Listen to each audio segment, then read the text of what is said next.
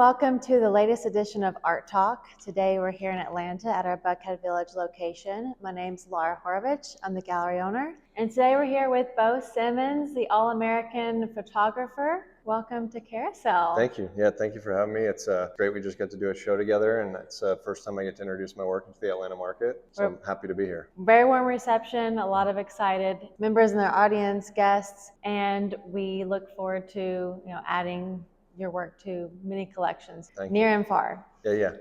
So let's start with something a little bit more precarious.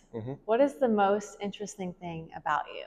We're going to hit the ground running today. I would say, just recently talking about it, is that there's a lot of kind of hype in this Western world. There's a lot of people that are out photographing ranches, wanting to photograph cowboys and create art in the Western space. There's not many people, I would say, and humbly speaking, like myself, who are putting in time to get to understand the culture, the lifestyle of cowboys, that are sleeping in the dirt, living in cowboy teepees. In cowboy teepees. Yeah, so wow. It's like, if we're working a wagon or we're branding in the springtime, we're setting up camp out in the middle of nowhere, miles and miles off, where the blacktop ends.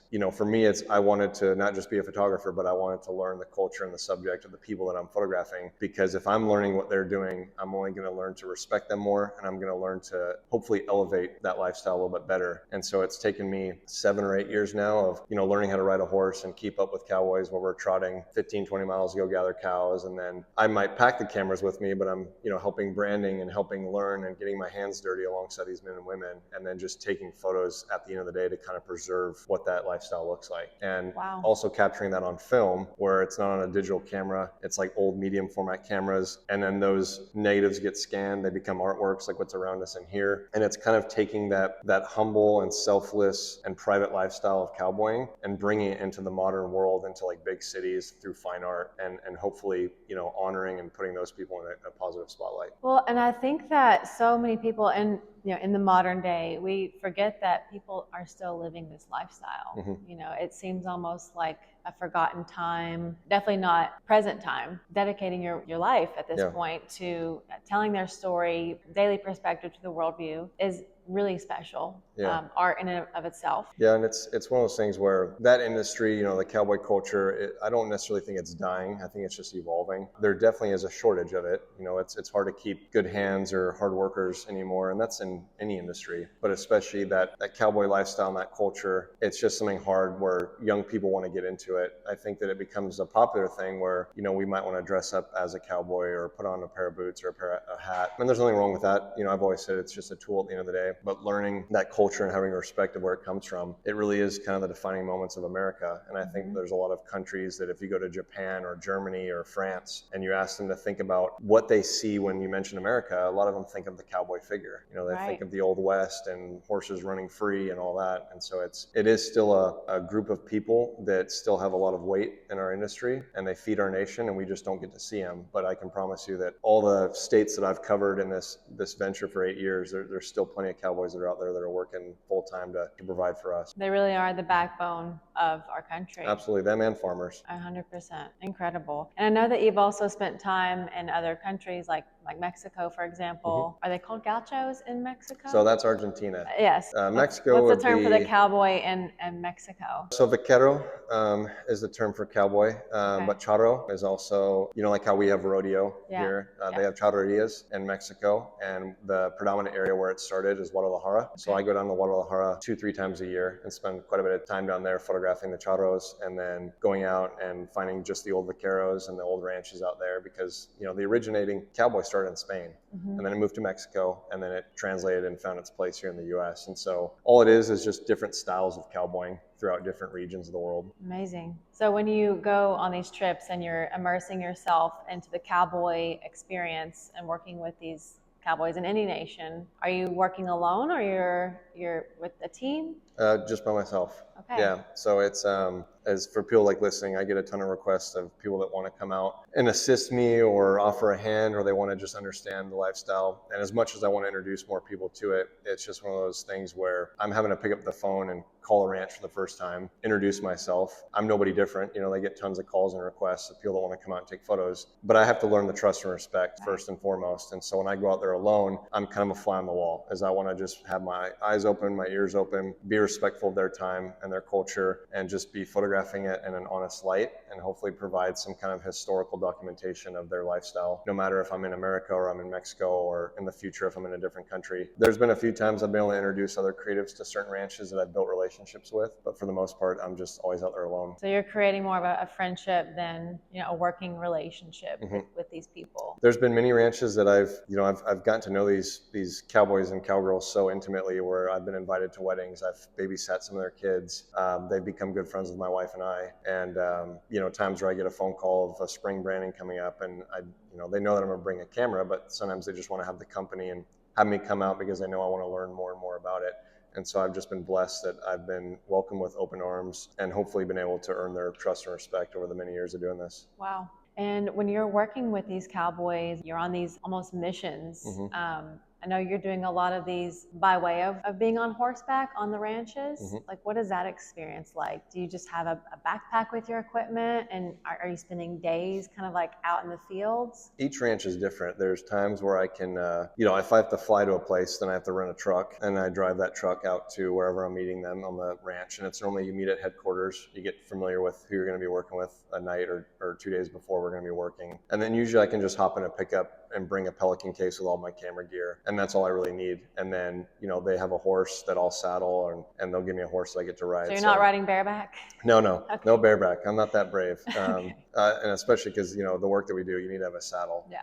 But it's the interesting part about it is that, most cowboys are familiar with their horses. They've got sometimes as little as 4 to 8 in the string, where like that's their horses that they will rotate in and out of work for weeks at a time. And I'm going out there and getting on a horse I've never met. I haven't had time to bond with that horse. So that horse and I are getting familiar as we're trotting. And so sometimes we just have to work out the kinks that morning of and get familiar with each other. And then, I'm kind of sticking in that group of cowboys, and I split off with a couple of people, and we gather our circle of cows. And so it's really me getting familiar with not only the people, but the landscape, the horses, everything is all new each time I go out. And even how they kind of operate within their... It's all pretty similar. When you've been to one branding, you've kind of seen most of them.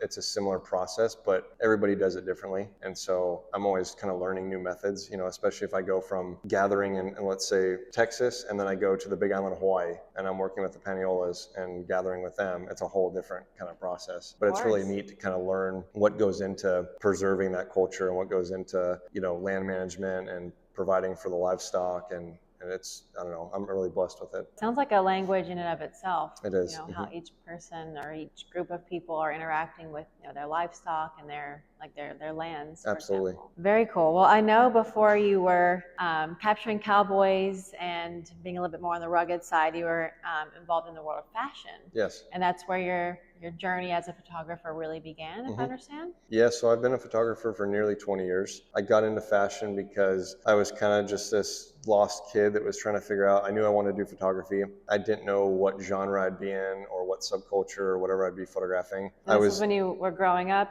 You grew up in the Mojave Desert? Yeah, so grew up in the small town of Joshua Tree, California, okay. Not far from like Nevada border, and then knew that if I stayed in that town, there probably wouldn't be much opportunities for me. And so I moved on. Lived in Laguna Beach, decided to move to like one of the most expensive cities because I went from dry, arid desert to wanting to live by a beach. And then I was dating a woman at the time who did modeling. And so her and I would go on trips, and I would take photos of her. And I was, taking photos of like big, grand landscapes and her really small on the edge of a cliff. Yeah. And as I got more comfortable, I started photographing her more close up. And I got more confident photographing like friends of mine where we go camping and just do little like lifestyle trips. And then I kind of, I guess, got into fashion because the early days of Instagram, there was a company called Aeropostale that reached out to me and wanted to get some like lifestyle shots. And it was the first time that I ever got paid like $2,000. And this is like many years ago. Big money. It was big money for me back yeah. then. And so I kind of was like, oh, there's some good money, and this is kind of a new way to be photographing and get in this fashion world. And, I don't have a college education or anything like that. And so it went from photographing that brand and then kind of slowly building just value within that fashion world and getting to know more and more companies. And then it became photographing clients like Marc Jacobs, Free People, wow. Converse, did stuff with like Cadillac. So it became kind of fashion and commercial for about 10 years. Were you still shooting on film for these projects, or this was more digital? A lot of it was digital for the first 4 years. Okay. And then I think the last, the second half of my career, the last 6 years that I did was all film. And I kind of, I guess, somewhat loosely made a name for myself between LA and New York for doing a lot of like the super 16 millimeter video stuff, and then doing a lot of like the 35 and 120 like format film stuff. So I just really enjoyed learning how to shoot film, and I knew that I want to have a certain look to the photos, and I want to bring stylizing back the final image. Yeah, and I want to bring back some of that culture of film photography from like the 60s or the 80s era. And, a lot of those guys were shooting a lot of the fashion campaigns on just film, and they'd shoot a Polaroid to test the lighting, and then they'd shoot, slide film or whatever after. And so I want to kind of preserve, I guess, a little bit of that film culture, but bring it into the fashion industry. Very cool. What was your favorite brand campaign that you shot? And you shot Guess as well. Yeah, probably American Eagle. They're still a pretty big brand, but I think it was the first opportunity that I had to do a campaign overseas. And we went to Mexico, we went down to Tulum, and I got to spend a week down there with a whole team. And it was just fun, where it was like I got to stay in like a little hut, and we'd go out and have drinks every night. And it was one of those days where it almost just didn't feel like a job. We'd work for 4 hours, and then you'd have the whole day to go swim in the ocean or get drinks, eat good food, meet the locals. And so that was a really fun campaign that is still one that, if I look back on my fashion career, it was a fun time to just be in Mexico and photograph something completely different. I think anytime you're in Tulum is a good time. Yeah. If you're getting paid for it, even better. And Tulum's changed. It's become pretty popular. Like back then, it was like, this is more rugged. 9 years ago or so, Oh, yeah. 10 years ago, and it was still coming up and coming. And then I think when that big influencer wave came, good for their local economy. It boosted a lot of tourism and all that, but it's definitely changed from where it was 10 years ago.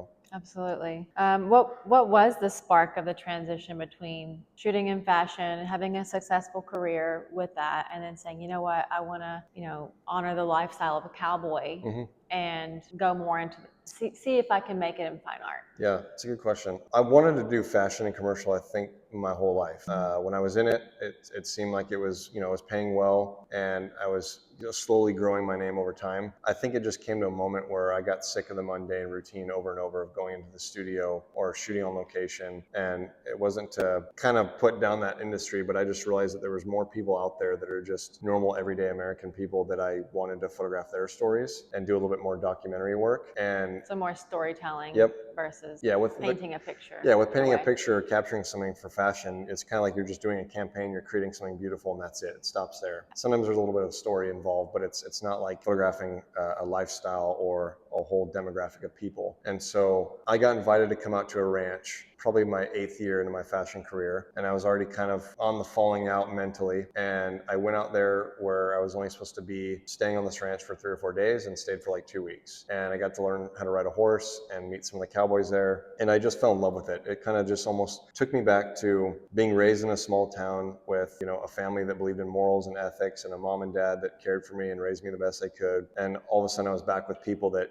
believed in God, believed in their neighbor, believed in preserving the land and the animals. And there was something humbling in that. And when I went home, it was something that I still did fashion, but for like every 2 weeks or every month, I would go out to a new ranch and just photograph that as like a fun part-time, like no pay involved. I'm paying out of pocket to go out there. And it became something that I really enjoyed. And then after about a year and a half of doing that, I decided to quit fashion, ended all my contracts, and just pursue that full time. Even though I knew that there was no money in it, I then went into what you're doing, and selling art, because I needed to make some money. And there was a couple galleries in Laguna Beach that I worked for. So I was learning the art sales from the inside, photographing cowboys at the same time. And I think it just came to one day where I wanted to see my own art on the walls of people's homes. And I made that instinctive decision in 2020 to really pursue fine art full time. 2020 was a big year for all of us. I think so. I moved away from California. I got kind of out of the politics of it, and I moved to North Carolina, where my childhood best friend lived. And I knew that I had to start all over, but then I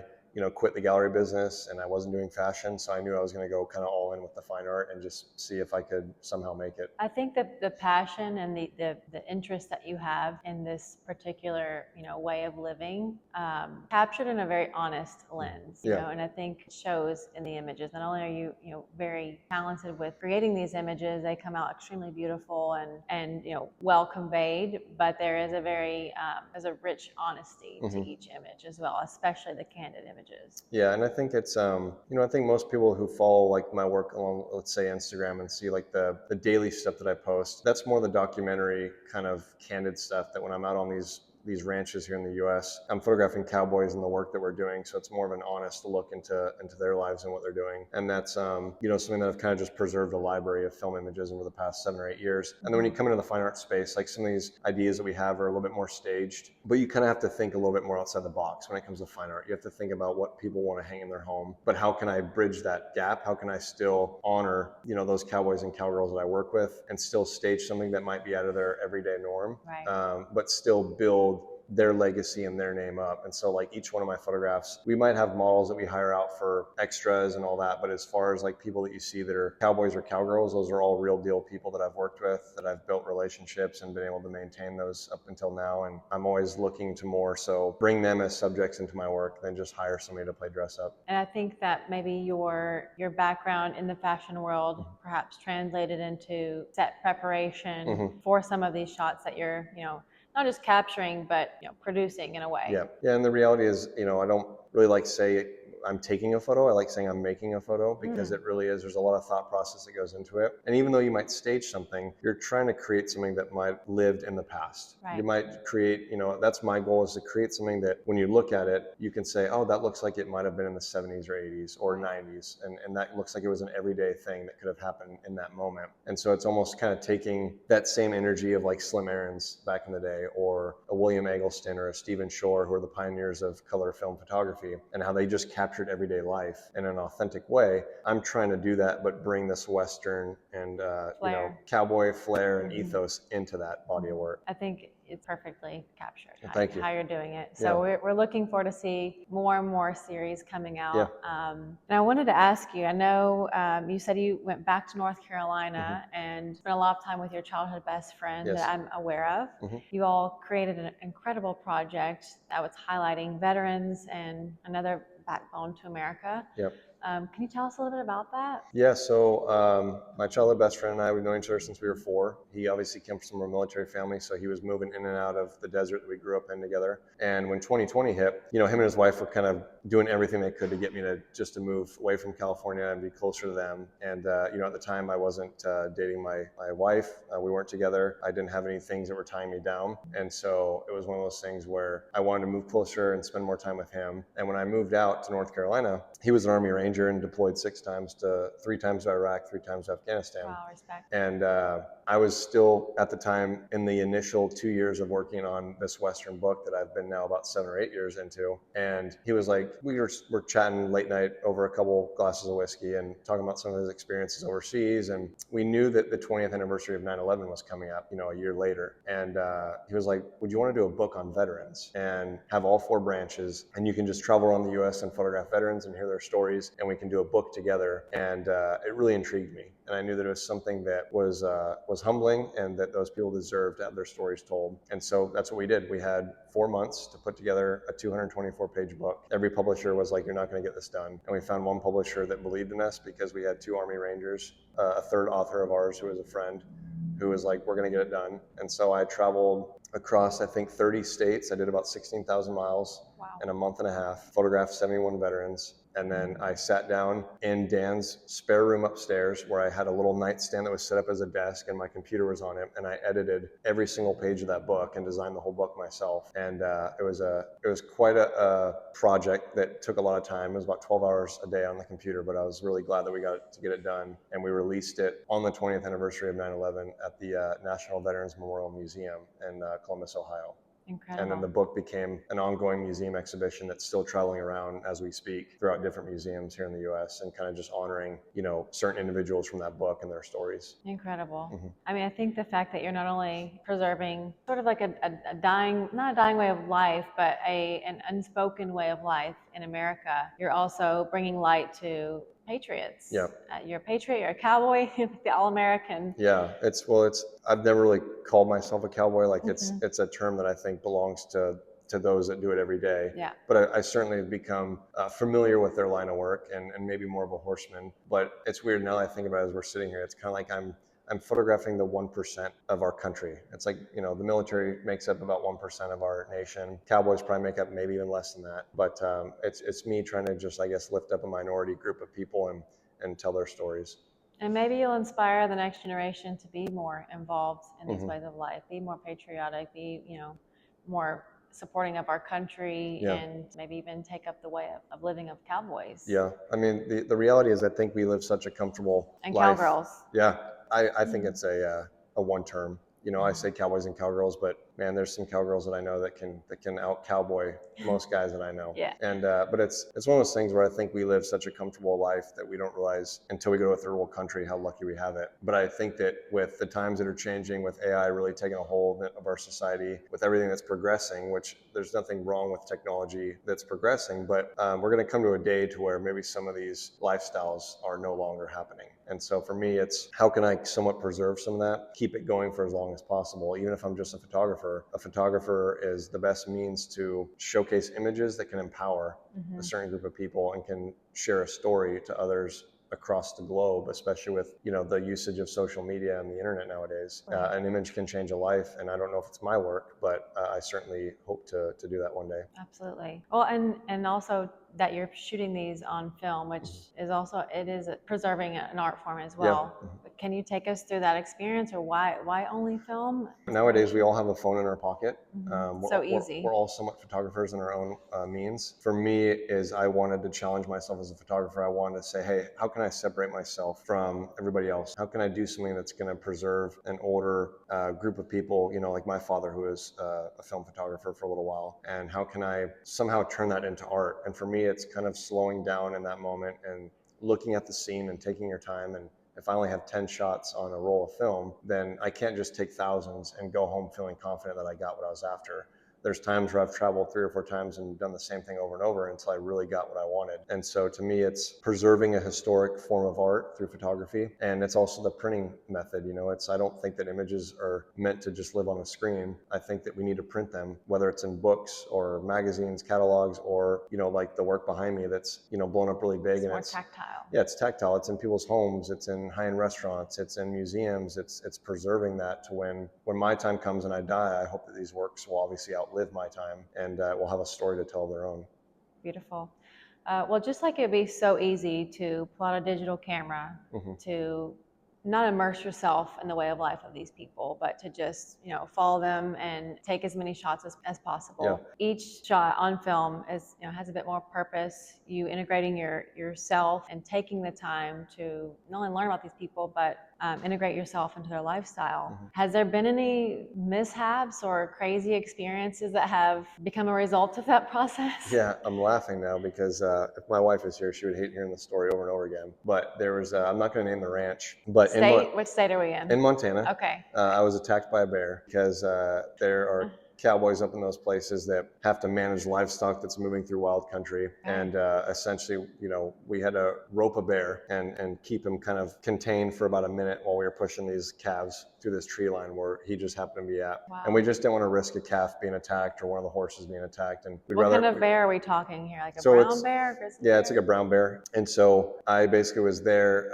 on the ground. I got off horseback, kind of noticed that they had him, roped out and he wasn't thrashing around or anything. But it was just one of those things where a younger cowboy had like a newer rope that he didn't want to cut. And most cowboys would say, yeah, just ditch the rope. But the bear, the second we tried to loosen up the rope on his hind leg from horseback, he couldn't kick it off his back leg. So me just quick thinking in the moment, not really thinking through it all the way. I want to help the bear. I wanted to help the bear and I wanted us to continue our job. So I just reached down and grabbed the bear's paw and pulled the rope off myself. And the second I freed him, he turned on me and put 14 stitches in my arm. I got up laughing because I didn't really know what happened. It happened so fast. Went to the hospital, got stitches, drove another 6 hours to go work on another ranch. And kind of one of those stories that I guess people got a kick out of and cowboys kind of loved it. But long story short, I guess it's, there's a lot of dumb things I've done in my career, but it's something where I guess I kind of put my all into my craft. I really care about the images and I care about capturing and documenting this lifestyle in an authentic way. And it's kind of put me in harm's way a few times with,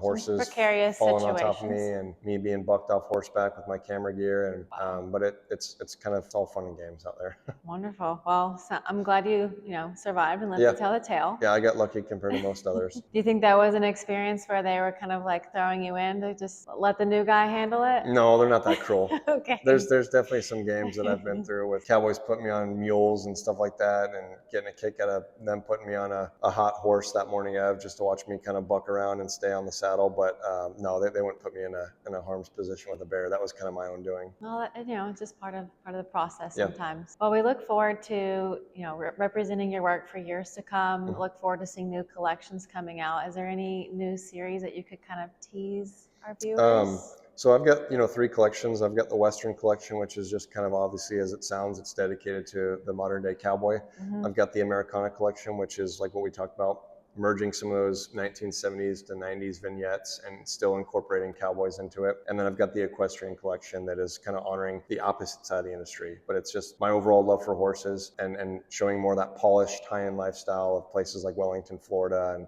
some of the show jumping and polo that goes on in the horse world. I've been working on a series down in Mexico of like we talked about, and I hope to photograph more cowboys throughout the world. I've got a museum show actually here in Atlanta in 2027 at the Booth Museum, which is one of the biggest Western museums here in the US. So there's a lot of things I'm working on, trying to finish this book, but just trying to maintain creating these artworks for all the galleries, including your guys's, and hopefully people enjoy them in their home. Well, from grit to grandeur, we've seen you paint the picture of a lot of different types of images. Yeah. Thank you for now giving us a little bit of perspective of behind the lens. Of course. Yeah, thank you. I appreciate it.